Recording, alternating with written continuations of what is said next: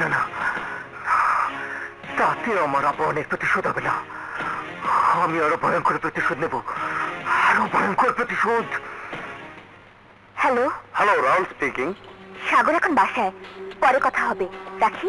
হ্যাঁ না ডার্লিং, কি করবো বলো?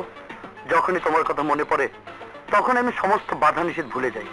মনে হয় তোমাকে সুমনের সাথে বিয়ে দিয়ে আমি ভুলই করেছি।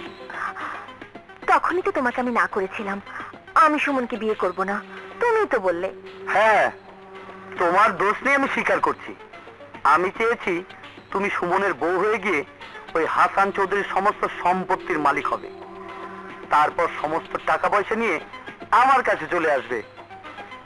আমি আর তুমি সুইজারল্যান্ডে গিয়ে সুখের জীবন কাটাবো। আমি জানি তুমি আমাকে খুব ভালোবাসো, আমিও চেষ্টায় আছি।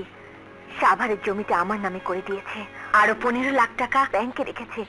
আস্তে আস্তে সুমনকে বুঝিয়ে সব আমার করে নেব, তারপর ওকে লাঠি দিয়ে ফেলে আমি চলে আসবো তোমার কাছে। তুমি কোনো চিন্তা করো না ডার্লিং।